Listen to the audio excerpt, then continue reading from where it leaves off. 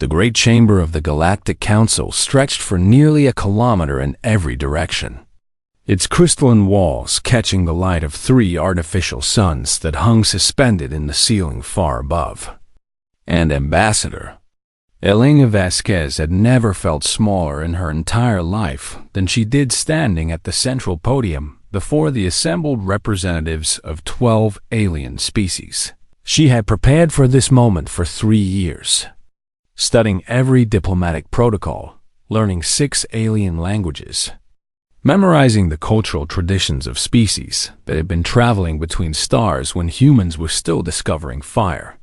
And she believed with all her heart that humanity had earned its place among them. The holographic display beside her showed humanity's contributions to galactic civilization over the past 50 years since first contact.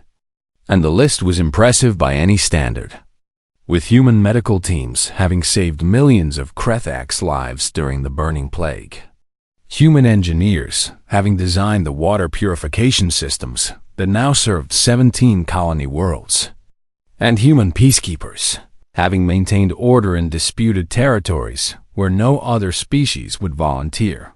Honored representatives, Elena began, her voice steady despite the fear that coiled in her stomach.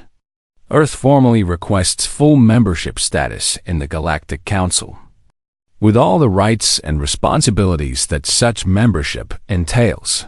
She watched the faces of the delegates, though many of them did not have faces in any human sense, and she tried to read their reactions in the way their bodies shifted or their colors changed or their appendages moved. High Arbiter Zolthik rose from his elevated seat at the center of the curved table that dominated the far end of the chamber, and his crystalline body caught the light in ways that made him seem to glow from within. Though Elena knew that this was simply how his species appeared when they were about to speak. The Council has reviewed humanity's application, Zolthik said, his words translated through the device implanted behind Elena's ear. And we have reached a decision after careful deliberation. Elena felt hope rise in her chest because the Arbiter's tone seemed neutral, perhaps even positive. And she allowed herself to imagine returning to Earth with news that would change human history forever. Humanity will be granted provisional membership, Zolthik continued. And Elena's heart soared for exactly 2 seconds before he kept speaking. With the following conditions attached to this status. The holographic display changed without Elena's input, showing a list of terms that made her blood run cold as she read them. Humans would pay full membership dues equal to those paid by the oldest and wealthiest species in the Council. But they would receive no voting rights on any matter of galactic policy, and they would be excluded from all trade route negotiations, and they would be barred from military coordination meetings, and they would be required to continue providing humanitarian assistance to any member species that requested it while receiving no such assistance in return. Elena stared at the terms and tried to find words, but her throat had gone dry and her hands trembled slightly at her sides. This is not membership, she finally managed to say. This is servitude with extra steps. A sound rippled through the chamber then, and it took Elena a moment to realize what she was hearing, because each species laughed differently, with the Veluxi making a chittering noise and the Krethaks producing a deep rumbling sound, and the Nexari letting out a series of high-pitched whistles. But they were all laughing at her, at humanity, at the very idea that humans deserved anything more than what they had been offered. High Arbiter Zolthik's crystalline form pulsed with colors that Elena's translation implant identified as amusement mixed with contempt. Young species always believe they deserve more than they have earned, he said, and the laughter grew louder around him. You should be grateful that we allow you to participate at all, given that your kind was still fighting with sharpened sticks when the youngest of our civilizations had already mapped the galaxy. Elena looked around the chamber at the faces and forms of beings who had smiled at her during diplomatic functions and accepted human aid during crises, and praised human dedication and work ethic. And she saw now that all of that had meant nothing to them. The Veluxi delegate, whose world humanity had helped save from ecological collapse just 10 years ago, laughed the loudest of all. Something shifted inside Elena Vasquez at that moment.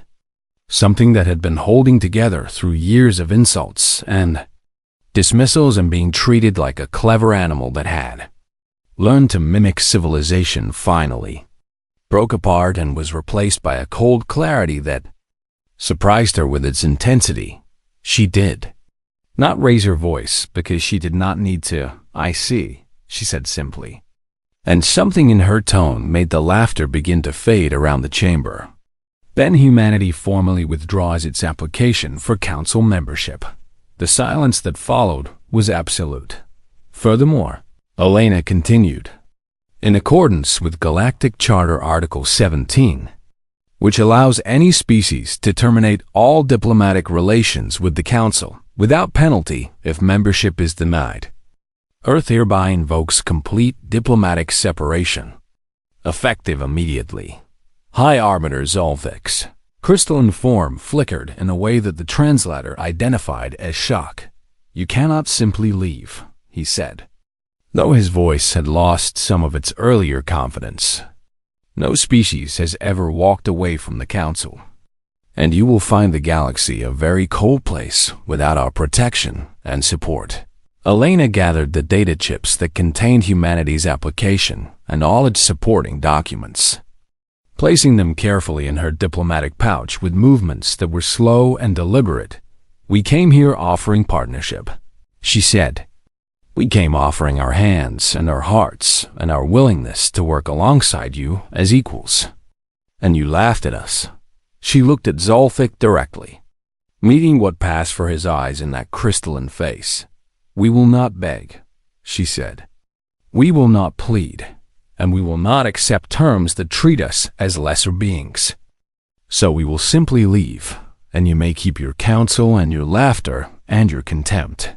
She turned and walked toward the massive doors at the far end of the chamber, her footsteps echoing in the stunned silence. And the human delegation that had accompanied her fell into step behind her without a word being spoken between them. Just before she reached the doors, Elena paused and looked back at the assembled representatives one final time. "You have made your position perfectly clear," she said, "and I want you to know that we will remember this day, not with anger, not with hatred, but with perfect clarity about exactly what the Galactic Council thinks of humanity." She pushed open the doors and stepped through. "We will remember it for a very long time." The doors closed behind her, and the council was left in silence. And not one of them understood yet that they had just made the worst mistake in galactic history. 6 standard months had passed since the humans walked out of the council chamber, and High Arbiter Zolfik had spent most of that time congratulating himself and his fellow representatives on how they had handled the situation. The humans had been getting too confident, too ambitious, too eager to claim a seat at the table that they had not truly earned. And putting them in their place had been necessary for the stability of the galactic order. Or at least that was what Zolfik told himself. During the long nights when doubt crept into his crystalline mind, the first problems appeared so quietly that nobody connected them to the human departure. The Veluxi colony on Thermal 7 sent increasingly desperate messages about their terraforming equipment, the advanced machines that had transformed their barren world into a paradise capable of supporting their silicon-based biology. And these machines had been designed by human engineers who had been so proud to share their innovations with their galactic neighbors. When the primary atmospheric processor began showing error codes, the Veluxi technicians contacted the manufacturer for technical support, but the company was based on Earth, and Earth was no longer accepting communications from Council species. The replacement parts they needed required licenses that human authorities were no longer obligated to provide, and the backup systems had been designed to work with human software updates that had stopped arriving the day Ambassador Vasquez walked out of the council chamber.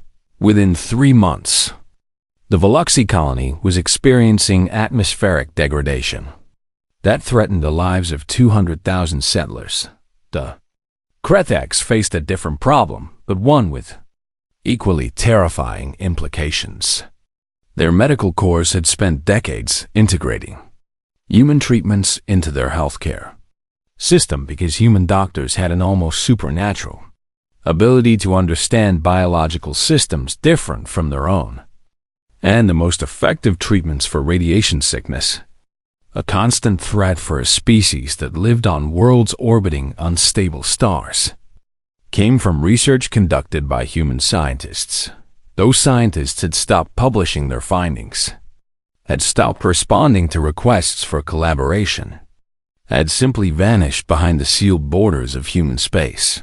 Kretheks doctors watched helplessly as patients died from conditions that human medicine could have cured, and their pleas for help disappeared into the void of silence that now surrounded Earth. The Nexari discovered that their trade routes, the economic arteries that kept their civilization alive, had become hunting grounds for pirates who seemed to appear out of nowhere for years.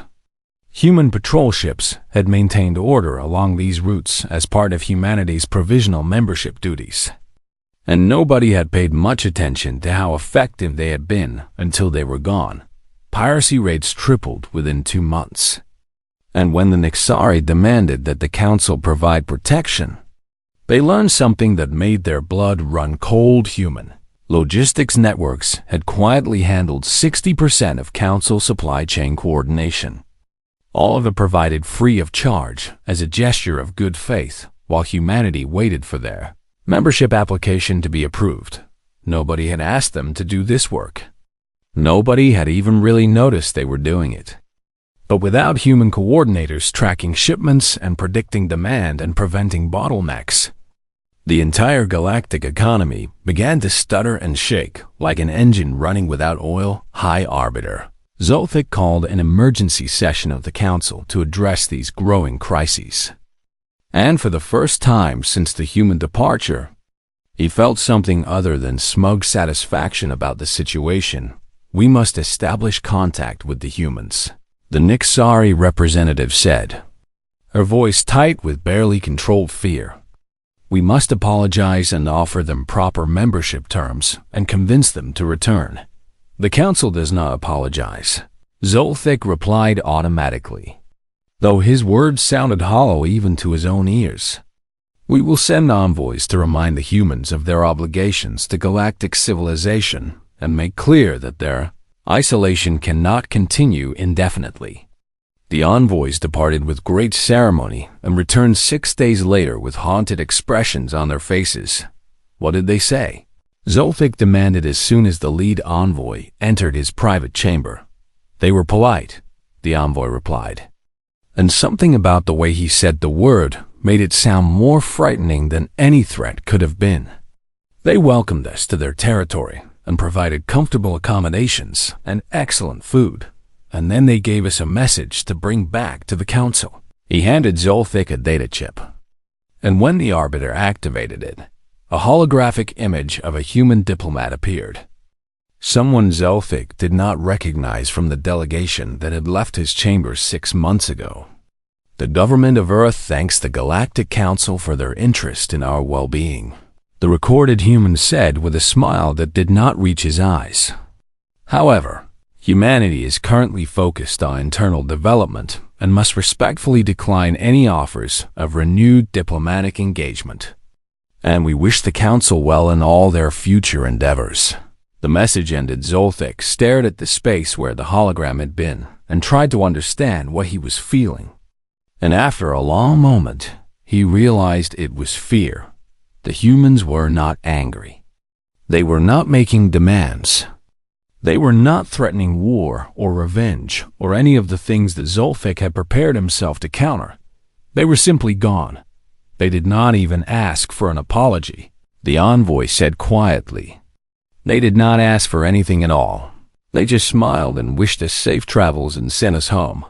Zolfik thought about all the things he knew about humans, about their history of violence and war, about their stubborn determination, about their capacity for both great cruelty and great kindness. And he realized that nothing in that knowledge had prepared him for this, a species that did not fight back, that did not negotiate, that simply withdrew into itself and left everyone else to suffer the consequences of their absence. What do we do now? The envoy asked Zolfik did not have an answer across the galaxy. In colonies and outposts and trading stations, the same question was being asked by millions of beings who had never thought much about humans before, and who now thought about nothing else.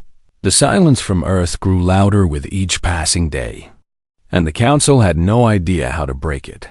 They had expected anger, expected demands, expected humans to behave like every other species in galactic history had behaved when faced with rejection.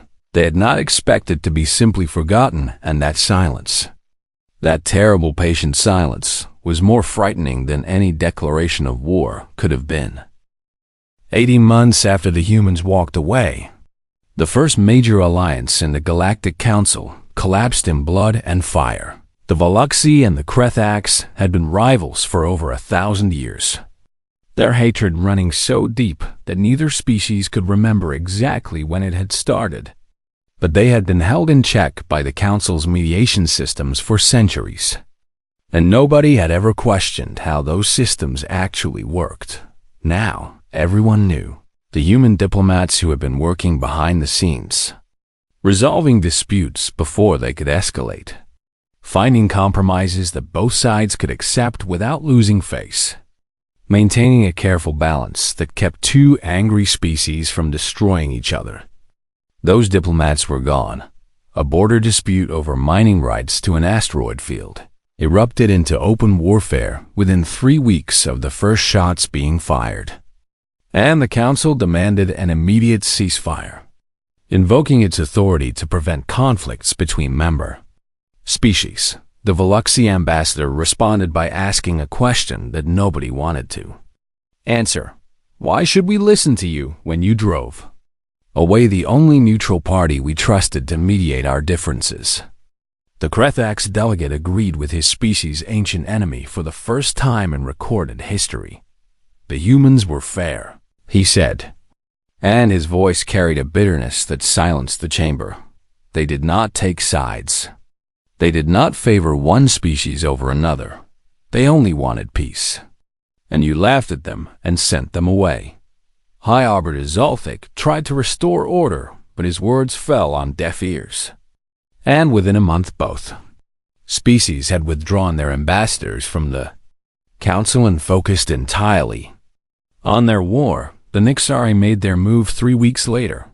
Their ambassador stood before the Council and announced that her government had opened direct communications with Earth, bypassing all Council diplomatic channels, and that these communications had been ongoing for several months.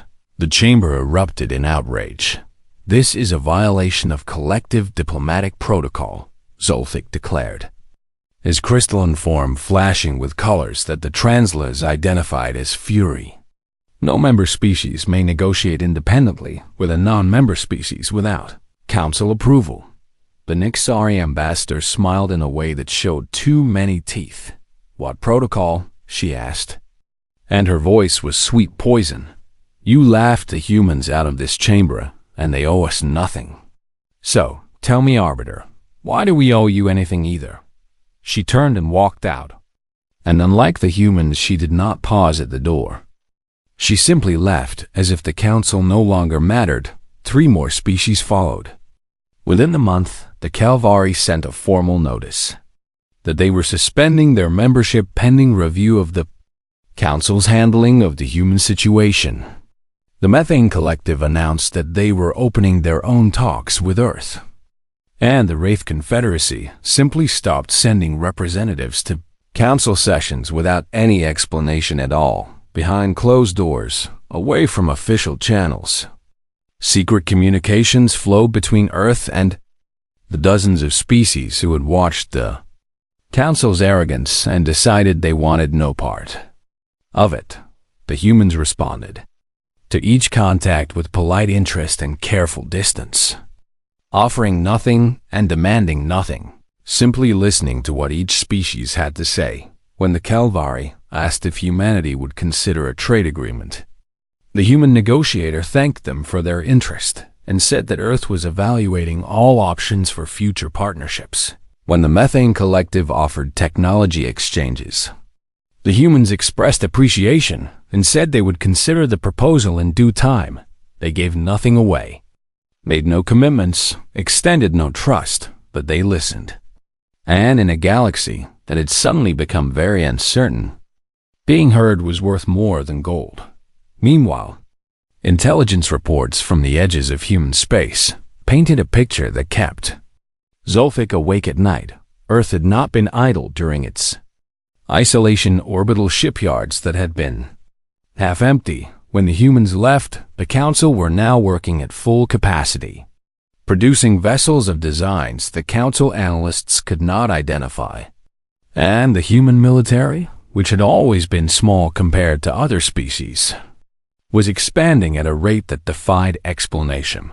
Research stations that had been shuttered for lack of funding were now operational again, their energy signatures suggesting experiments that pushed the boundaries of known physics.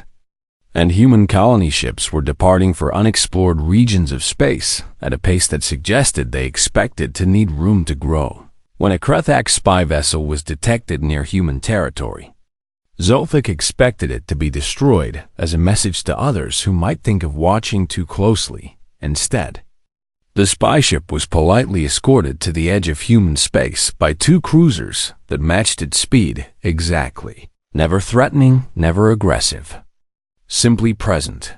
The recorded message that accompanied the escort became the most analyzed piece of intelligence in Council history. "We have no quarrel with the Kreth-Ax people," the human captain had said. "Your government's choices are your own, and we wish you safe travels home." The spy captain's report to his superiors contained an assessment that spread through every intelligence agency in the Council like wildfire. "They are not preparing for war," he had written. "They are preparing for everything else. And we should be terrified." Zolthic read that report a dozen times and understood with growing horror that the humans had learned something from their rejection by the Council. They had learned that they could not rely on anyone but themselves. They had learned that the galaxy would never accept them as equals. And they had decided that if they could not join galactic civilization, they would build their own better one. The fractures spreading through the Council were not accidents. They were not random events. They were the natural consequence of removing the one species that had held everything together without ever asking for credit. And now that species was growing stronger while the Council grew weaker, and there was nothing Zolthic could do to stop it. The Harrow swarm emerged from the darkness between galaxies every 300 years. A tide of semi-sentient locust-like creatures that consumed everything in their path. And for as long as records existed, the species of the Galactic Council had banded together to stop them. Now, 2 years after the humans walked away, the swarm was coming again. High Arbiter. Zolthic stared at the projected trajectory on the tactical display and felt something he had not experienced in centuries of political maneuvering. Despair. The swarm would enter human space first, sweeping through their colonies and stations and homeworld, and then it would continue into Council territory. And the devastation it would leave behind would reshape galactic civilization for generations. The historical response had always been coordinated defense.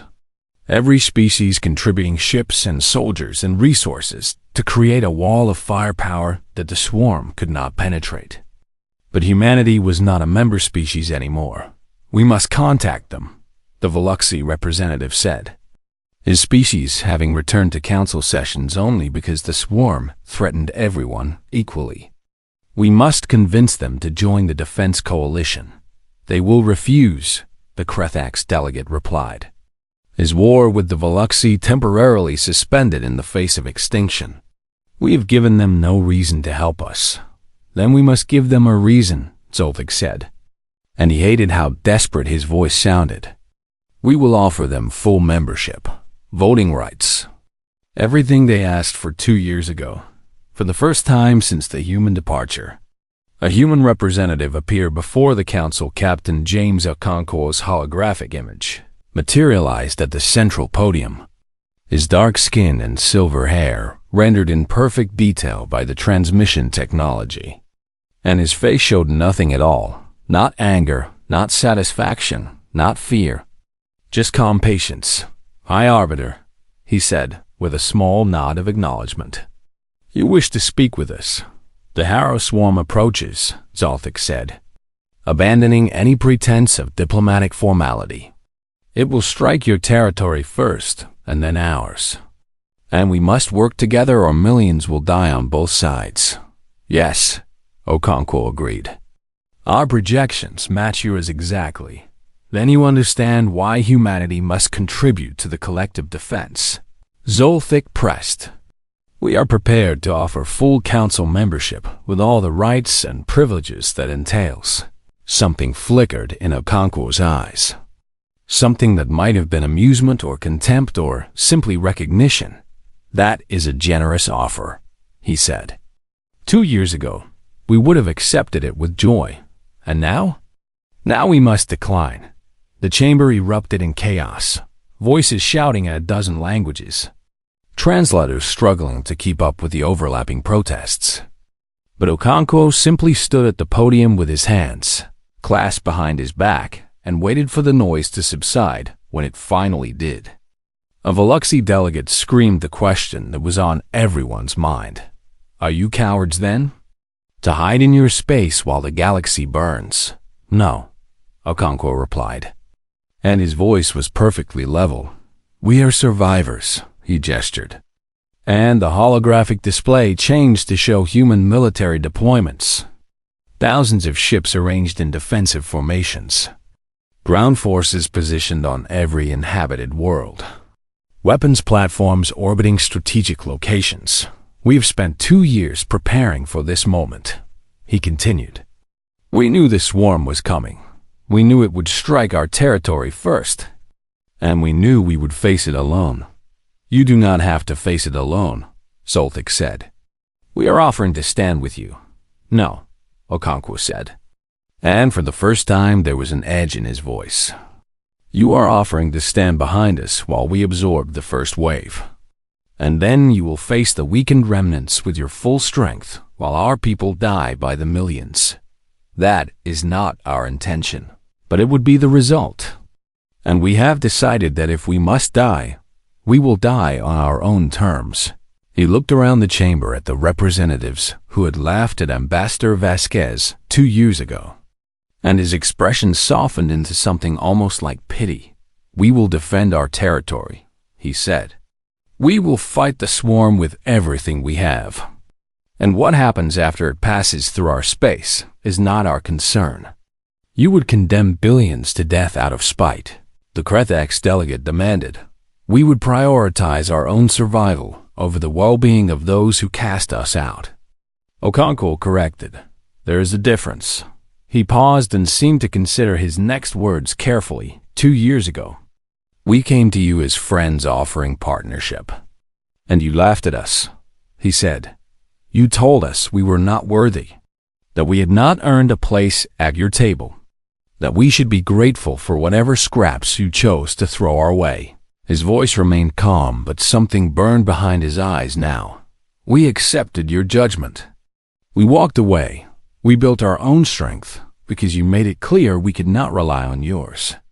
And now you come to us asking for help against a threat that you knew was coming.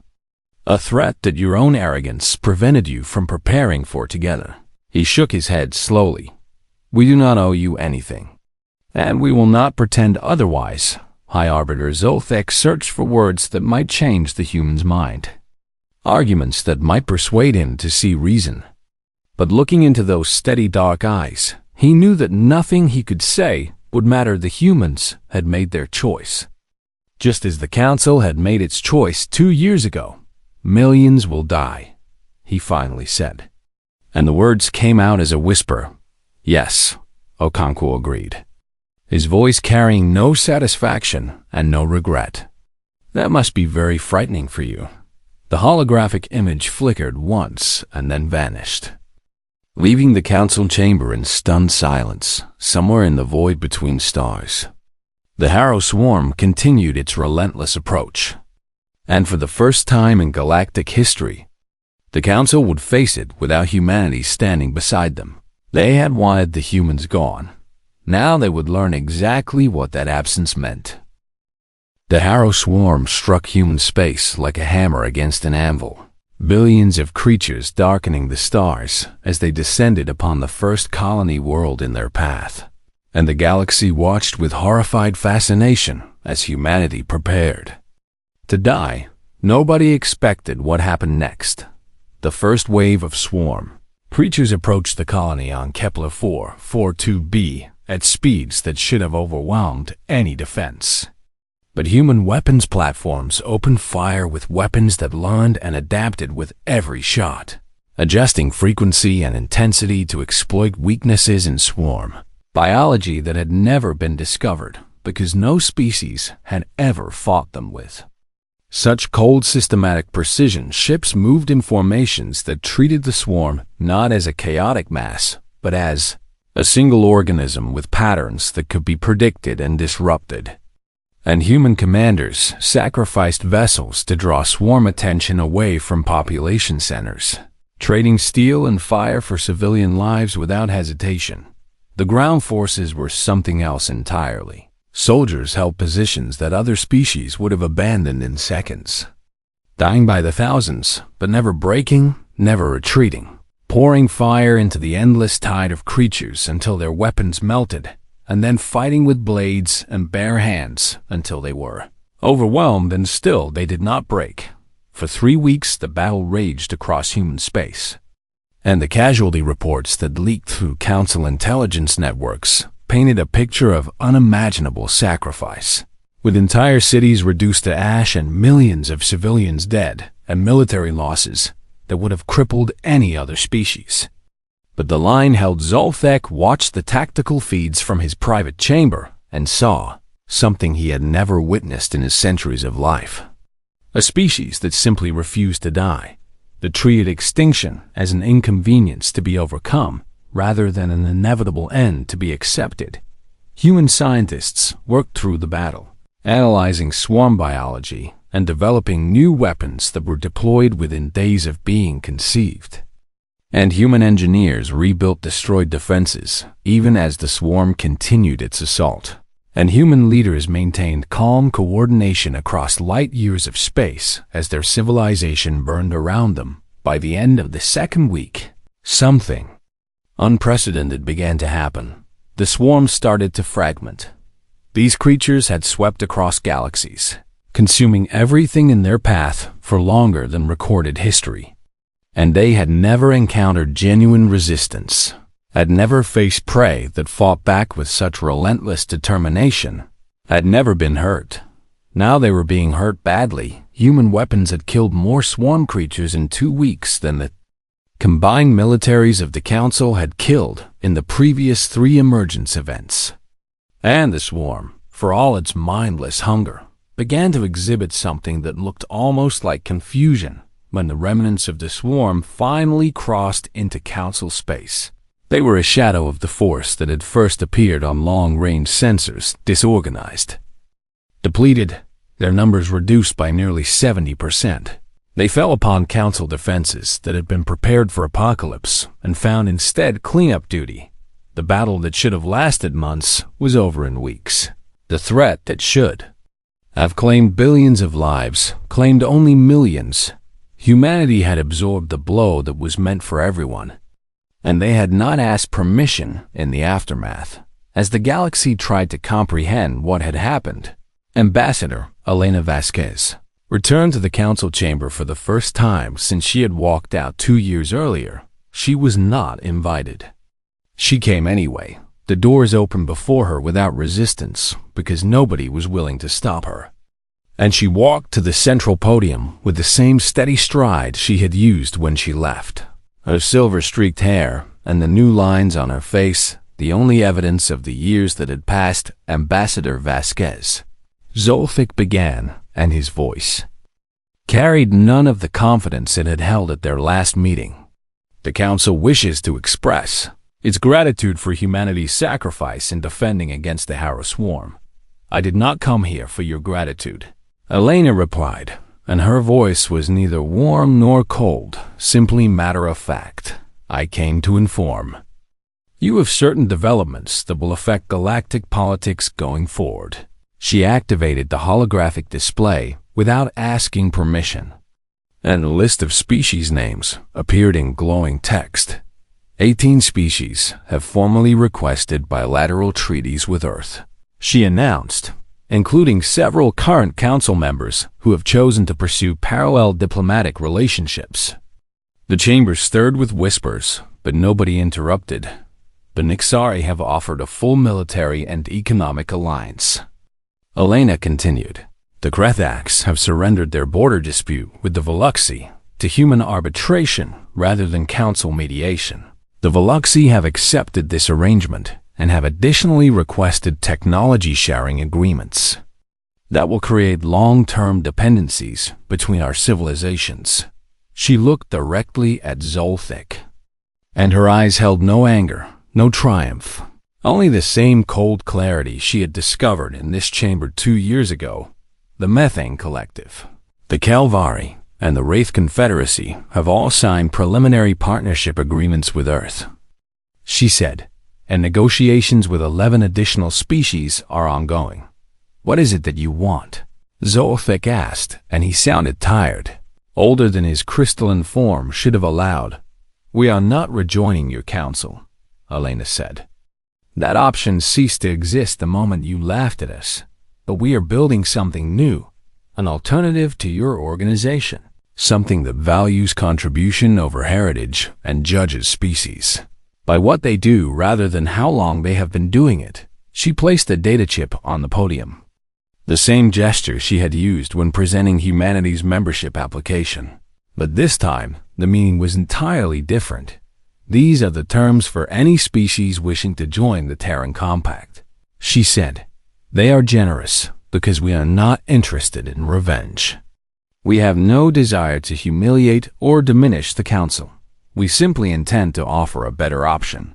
She paused and looked around the chamber at the faces and forms of beings who had witnessed her humiliation and done nothing.